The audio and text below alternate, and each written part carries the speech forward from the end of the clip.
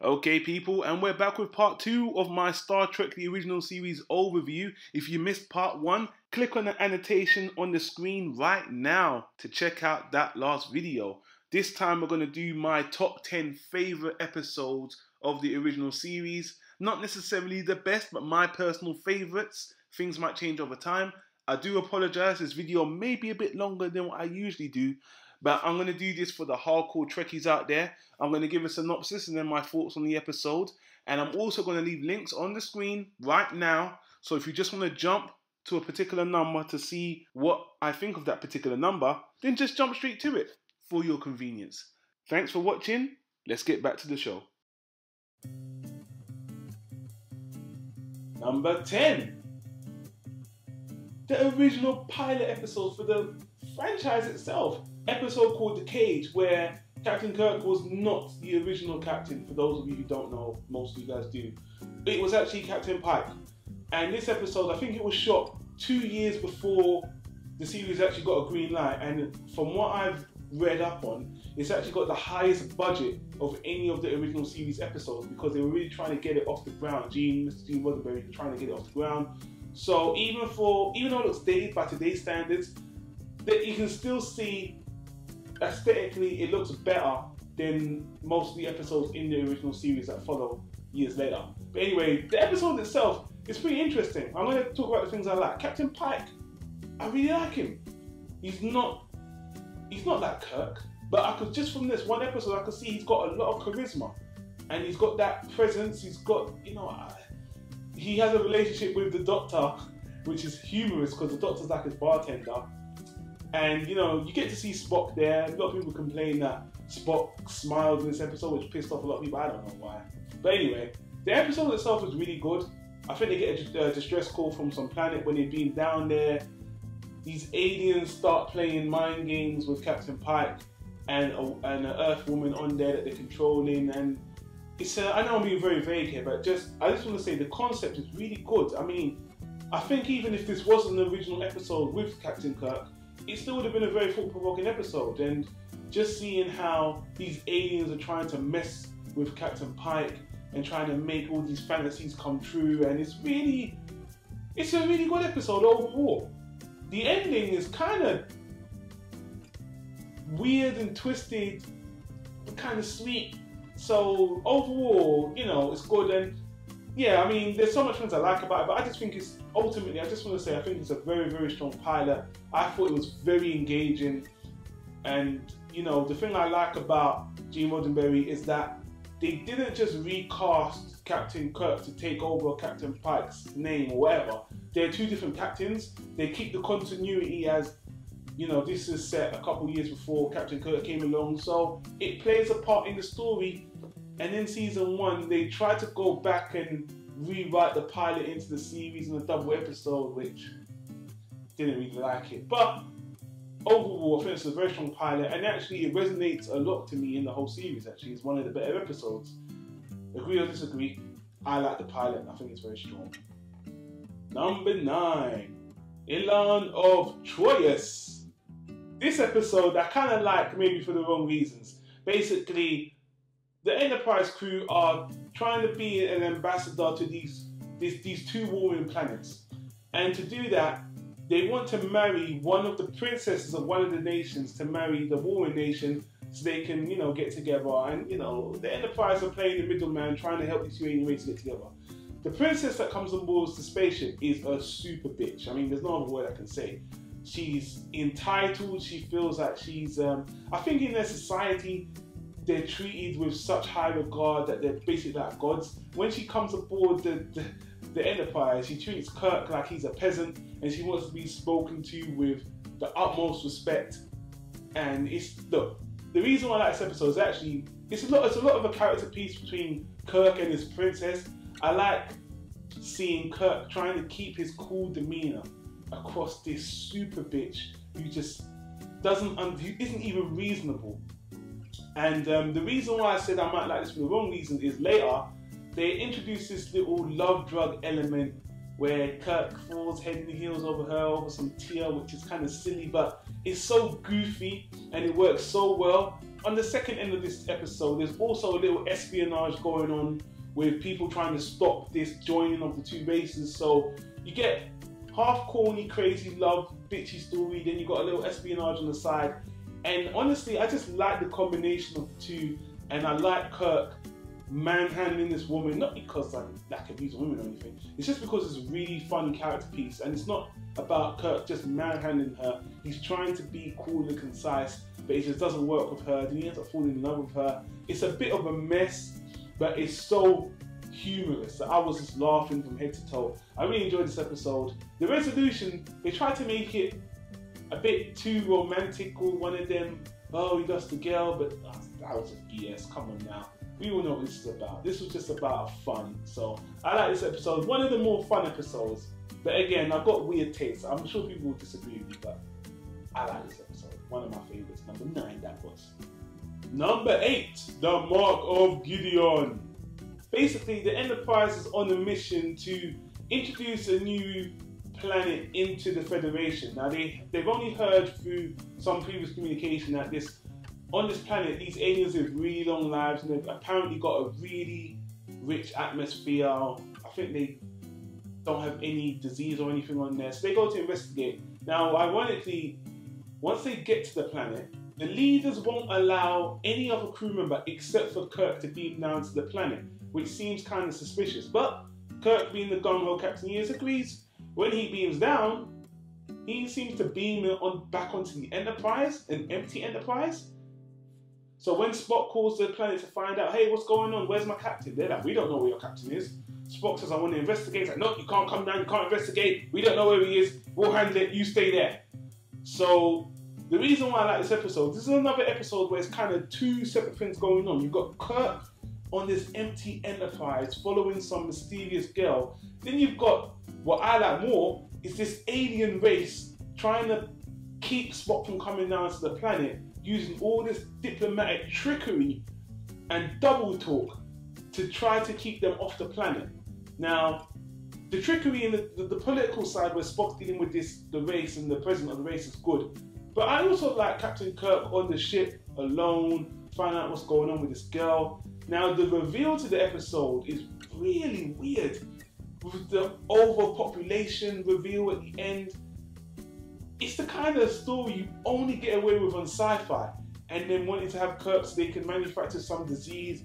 It's a little bit maybe convoluted, or it's weird. It's really, really weird. But again, it's the only thing you can get away with in sci-fi, and it had me thinking. It's such a weird concept, and these aliens went out of their way to orchestrate this big, elaborate hoax just to get Kirk down there and to lie to the crew. There was a lot going on in this episode, and I really liked it because of that.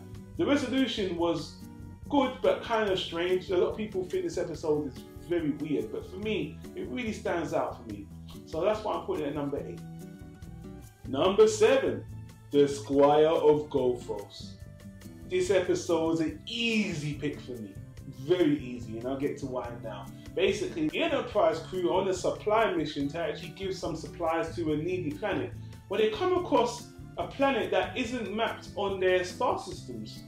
Now, as soon as they start to investigate the planet on the computer, all of a sudden Captain Kirk is beamed down to the planet. Who knows how?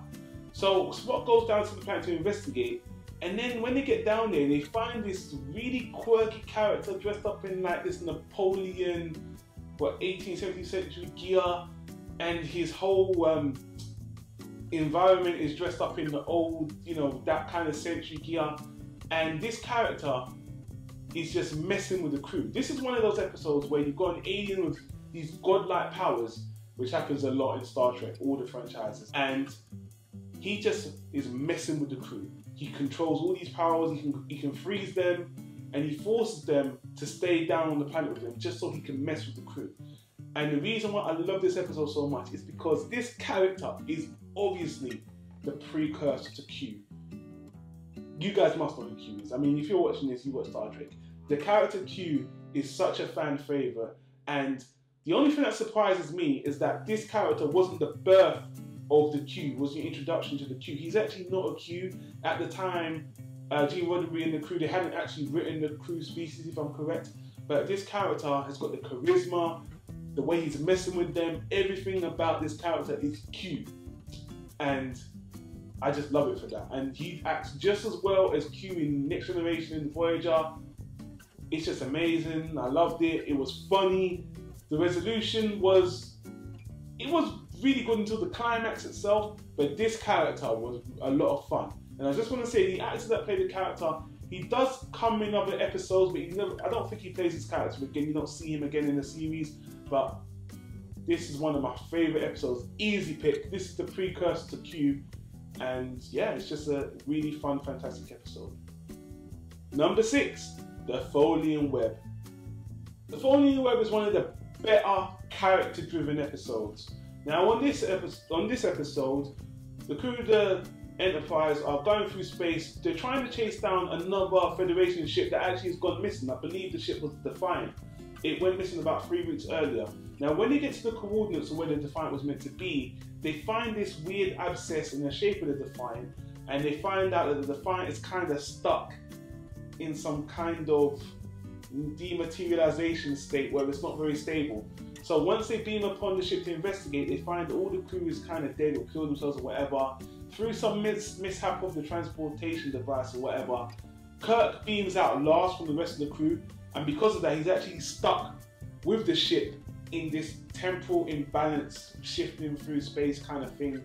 Now, the reason why I like this episode is actually because they take Captain Kirk out of the scenario of this episode. He is the person they're trying to rescue, and what that means is Spock and Dr. McCoy take the helm. Now, throughout the series, Spock and Dr. McCoy are constantly bickering. Every single episode, they're taking jabs at each other. Spock is taking sarcastic jabs, while McCoy is getting very emotional. And this time, the captain, for all intents and purposes, is dead, and they have to play along. The captain who's even left them a last will and testament video telling them that he knows they don't get along well, but they have to. So in this episode, you really get to see Spock and McCoy debate against each other, one being logical, one being over emotional, and work through their problems. And it's just really great because, to me, in no other episode do you really get to see Spock and McCoy go up against each other so much in such an entertaining, head-butting way. And again, they're great actors. All the actors are great in this show. But just seeing Spock and McCoy go up against each other like this, it was definitely the best character building episode for these two characters. And at the end, when Kirk eventually does come back because he has to, the way he just makes fun of them and little winking and nudge there, a lot of fun. And just as a side note, I just have to say, Dr. McCoy has the worst attitude I've seen of a doctor. He's got the worst bedside manner. I like him, but he's very hot-tempered. So, crazy. Number 5, the Corbinite Maneuver. This is definitely one of my personal favourite episodes. And like I said, this list is actually not numbered in order of my favourites, but I'll tell you right now, this is one of my favourite episodes. Now, the crew of the Enterprise is actually on a star mapping expedition at this point in time, where they come across this weird Rubik's Cube looking phenomenon that's just spinning towards them. And it starts to freak out the crew because it's not really doing anything, just spinning constantly towards them. So Captain Kirk just wants to get away from it because it's not really doing anything. As they try to evade it and move away, this cube keeps on following them, just keeps on following them. Now this starts to freak some of the crew out because it's just very, very disturbing. Even when you watch it as a viewer, it seems very disturbing. They start to get very itchy. One of the ensigns in particular is really starting to freak out and asking the captain to shoot it. Now the captain's trying to be very level-headed and just say, let's ignore it, let's move away, trying everything to get away from it. But the turning point is where the closer the Rubik's Cube gets, it gives off this radiation which starts hurting the ship. So what happens is Kirk does decide that, you know what, we've tried everything else, we're going to shoot it. So Kirk shoots it, he orders it to be shot, it is destroyed. Then right afterwards, an alien ship comes out of nowhere saying that, hey, you guys destroyed one of our partnerships, you guys are hostile, we are going to destroy you. Now, the reason why this episode is such a favourite for me is because this is actually one of the most tense episodes for me. Now, these aliens that are threatening to destroy them because they destroyed their ship, they obviously show that they can blow up the Enterprise. And Kirk, they're just giving a countdown that we're gonna blow up your ship in 10 minutes, And no matter what Kirk tries to do, he tries to reason with them, they don't want to hear it. So it really just seems like a dead end situation where these guys are doomed. There's nothing they can do. They're going to get blown out of the water and all the crew give up. The reason why this episode is so phenomenal is because Kirk finds a way to get out of this dire situation, and he uses his head. Once again, this is a kind of a callback to people who've seen the Star Trek movies know that Kirk is famous for beating a test in Starfleet Academy that's unbeatable by cheating. And again, this is another episode where you get to see Kirk. The reason why he is the captain, because he thinks outside the box. He uses his intelligence and his wit to get out of these situations. Picard is a very diplomatic captain. Janeway is diplomatic as well, but kind of boring. Now, Kirk is more of a cowboy. He's diplomatic, he's peaceful, but he will fight, and he will get a bit dirty, and he will use tactics, and he will use wit to get out of situations, and he does that in this episode. Now, to me, the ending to this episode is a giant troll. But it is, you know what, I really liked it. I liked what it was ultimately about. And again, this is one of the best character development, no, I wouldn't say character development, but just character piece episodes for Kirk, because you just get to see why he's so awesome. So easily one of my favorite episodes there. Number 4, Who Mourns for Adonais? Am I saying that right? Yeah, Who Mourns for Adonais?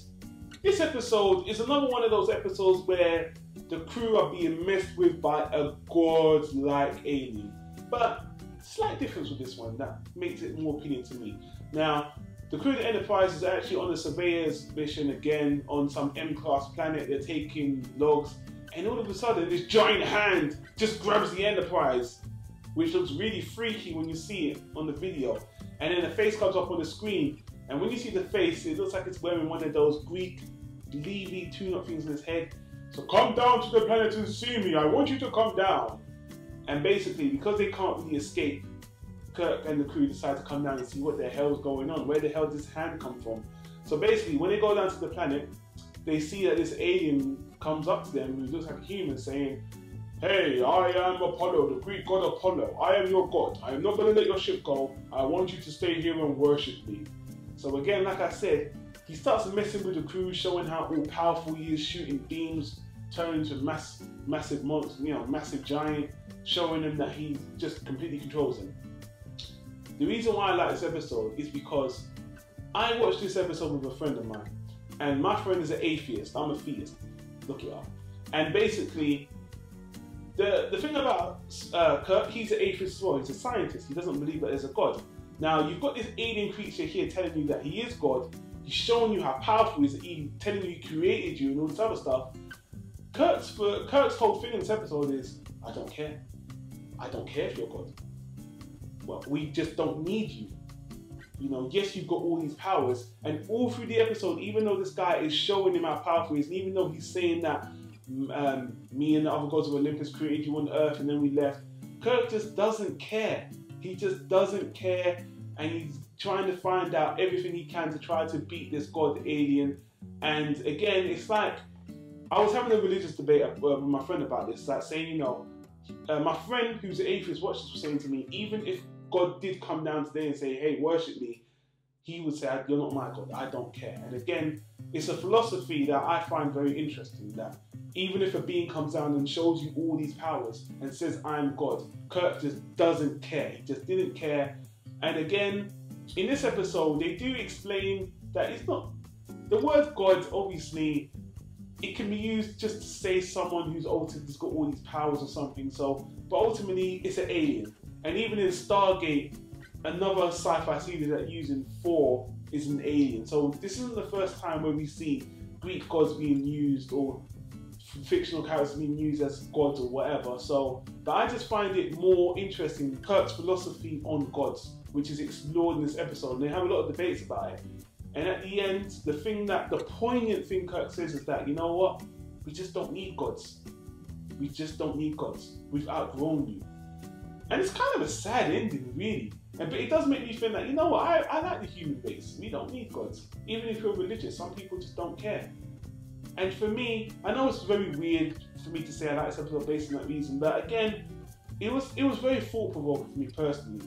as a side note, I will say there's a slight contradiction with Kirk's character here, because in, I think, the last Star Trek movie called The Undiscovered Country, Kirk seems to be a bit in awe of the concept of God when they're going to meet God, even though at the end that does turn into the same kind of situation anyway. But the fact that Kirk is awed by God later, but in this episode he just doesn't care whether you're God or not, I thought that was a bit of a contradiction.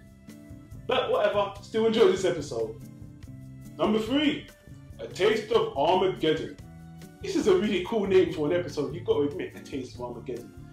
Ooh, this episode is very unforgettable because it is out there. So the crew of the Enterprise are actually trying to go on a diplomatic mission where they've got an ambassador who wants to help bring another race into the Federation. When they get to the planet that they're trying to introduce into the Federation, they get a message from the planet saying, do not come down to the planet under any circumstance. This is kind of baffling to Kirk since they already had an agreement, but the ambassador on the ship says to Kirk, I order you to go down there and find out what's going on because we need to get this treaty signed. So Kirk decides to go down to the planet to see what's going on. Now when they get down to the planet, the leaders of the planet are actually in a war with another faction of aliens on the planet as well. And they're very, very upset and say, oh, we're at the war. You shouldn't have come down here. We're fighting a war. Kirk's looking around saying, okay, what's going on? I don't see any war. But the leader's like, no, there's something going on. And they've got big screens going up where you can see that apparently, from what the leaders are saying, they're using nuclear bombs to strike at the aliens. They're going back with nuclear bombs. But Kirk's watching this so-called battle happen and they don't hear anything. No signs of damage, no explosion, no nothing. What makes this episode interesting is you soon find out that this war that the aliens are fighting is actually a strategically computerized war. And just to clarify what that means is, these guys are literally using a computer game or a computer simulation to fight their wars. And as an example, if me and my friends are playing and then me and my friends die in the game, what we do then, and what they do in this episode is, if you lose, you go into a suicide booth and you kill yourself. And this race think this is a better way to fight a war than to actually use bombs in real life. Using the computer and then using suicide booths. Wow. I mean, just Kirk's reaction to this is just like anyone's. Like, this is fucking preposterous. They are actually killing themselves over a theoretical war on the computer. And I mean, they get into it so many, how do you know these people are even killing the other team as well? And these aliens, I mean, and there's nothing really, I mean, these guys are actually killing themselves. They've actually got, the leader killed his wife and child and sent them to the suicide booths. And things get complicated when apparently, while Kirk is there, apparently their area got hit. So they won't let Kirk go because apparently they're saying he should go to a suicide booth as well. And the rest of the crew, because obviously they're casualties of war in their era. This episode honestly is fantastic as a concept, I really have to admit. And again, you can only get away with this kind of idea in sci-fi. Killing yourselves through a computer game to have a war. What would life be like if we actually did crazy shit like that? Some radicals may think this is a good solution, but it's honestly, this is such an alien concept. You just couldn't see someone do this in real life. And as a story, I think it's a very interesting concept to have as an idea, as a story. And Kirk's reaction to it, and the resolution is fantastic.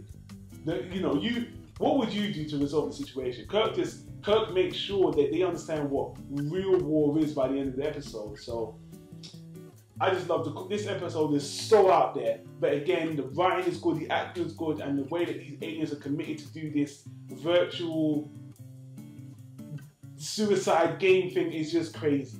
So, fantastic episode. Crazy idea. Number 2, Charlie X. I know I've gone through a few of these alien god characters messing with the Enterprise. This is the last one, and actually, this is a really, really good one when you think about it. Now, a young teenage boy who's taken upon the Enterprise as he's the last survivor of a cargo ship where everyone else had died. But there's something really funny about this kid. When you look at his face, the actor playing him's got these really bug-eyed eyes, and he just looks really weird. And you soon find out that this kid's got telekinetic powers. He can force people to do things, he can make people disappear. But the thing that makes this episode so interesting, this boy, he's not like these other God characters where he's just messing with the crew for no reason. He's obviously a pubescent teenager who's going through puberty, so he actually becomes attracted to some of the crew. He's trying to win their affections, and he's not using his powers at first. He's just trying to be that, but he's got a bad attitude. And the thing is, Kirk plays a father figure in this episode. He's trying to talk to this boy, even after he finds out he's got these telekinetic powers and he's doing bad things. He's trying to reason with the boy. He's trying to show the boy, look, man, look. This is how you be a man, and this is what you do. And it's not about, unlike the other episodes, it's not about Kirk trying to manipulate the boy just to get off the ship or anything. He's trying to help the boy, but the boy becomes a real menace. And it's a really interesting episode because there's other things I've seen like this. Like one of my favourite movies of all time is Akira and Chronicle. And these are where you're seeing pubescent teenagers with these telekinetic powers, and it follows the same kind of trends. So again, because I love those movies and this episode deals with that kind of concept as well, it rings true to me. But I think it's just written really well. And Kirk, again, this is a really good character episode for Kirk, because at the end, where this kid has terrorized the crew, I'm sure he's even murdered a few of the crew members. When this kid nearly gets his comeuppance at the end, Kirk even tries to save the kid. Even though the kid probably deserves to die or whatever, he understands that the kid is he's just a teenager, he doesn't know what he's doing, and he actually asks for mercy for the kid when the kid's about to get and take away, this psycho god alien. But it just had me thinking, man, even teenage aliens have their problems. Even with all the powers in the world, you have their problems. And like I said, with my favourite titles like Akira and Chronicle, you've seen this happen again and again, past, present and future. It's a good concept, good story, and I just think it's written really well. One of my favourites. Number 1, Space Seed. Okay people, Space Seed is a little bit of a cop-out because across the Star Trek fandom, it is the most highly acclaimed episode for most people. So it's to no surprise that it is even I know I said this wasn't in order, but for me, out of every episode in the series, this has the best of everything in it. So the story goes, the Enterprise are on their mission, and as they go through space, they actually come across a derelict ship floating through space. So upon investigation, they look at the hull of the ship and they can see that it's got some really old markings on it. And actually, the ship is actually from an era closer to ours in present day right now, the 1990s. Well, 1990s then, we're in 2000 now. But anyway, they soon see the ship has got some older Earthlings in it. And when they get on the ship, there's about 70 people in cryogenic sleep. So once they find the leader's capsule, it actually just activates and the person inside starts waking up. So they take the person back to the ship because the pod is malfunctioning. So when they bring this leader to life, they can see he's a very big, gaunt man, very charismatic.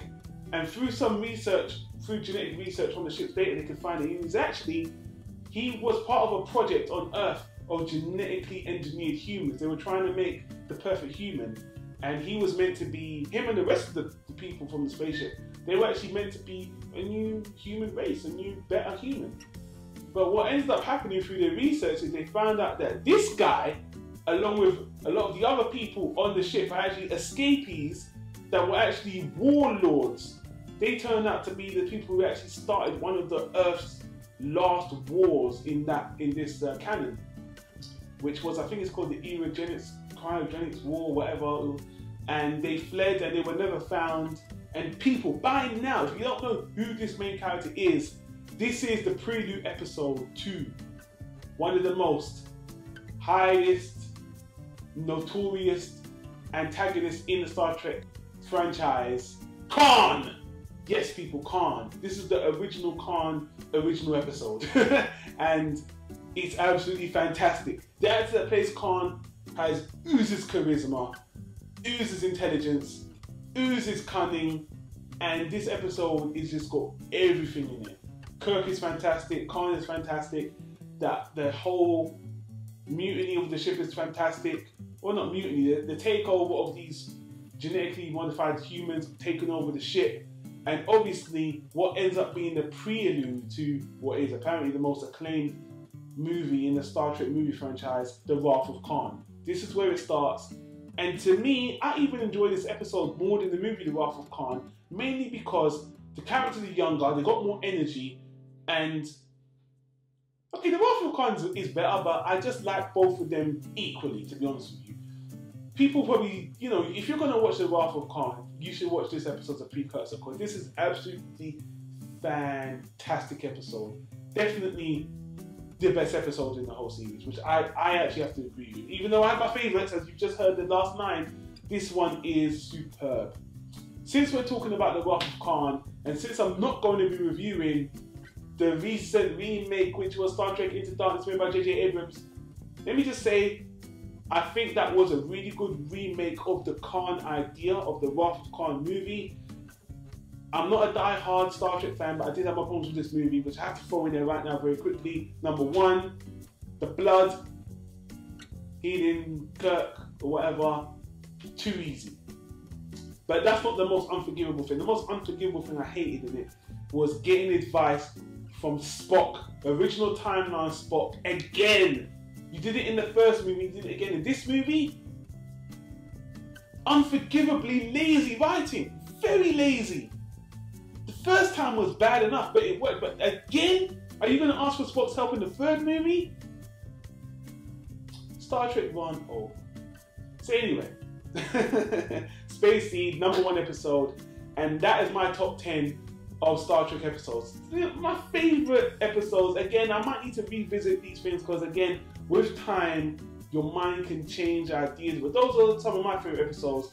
I want to know what are some of your favourite episodes, what you think are the best episodes. Do you think I'm talking absolute bullshit nonsense? You don't know why I picked certain episodes? Please, leave those comments down below. Let me know. Apologise if this was quite a long video. I'm going to try to edit it down as quickly as possible. But again, Star Trek is a mammoth, granddaddy sci-fi TV show that deserves as much time as it can get. And again, I was hesitant to watch the original series because I had my preconceived notions of maybe thinking it would be too corny, too old, whatever. But no, I really enjoyed the original series. It's a first class. And that's about it. People, if you like the video, like, comment and subscribe. Share with your friends. Tell people about Planet Tyro and what we do here. And that's it. I'll see you in the next one, people. Have a nice morning, evening, afternoon, everything.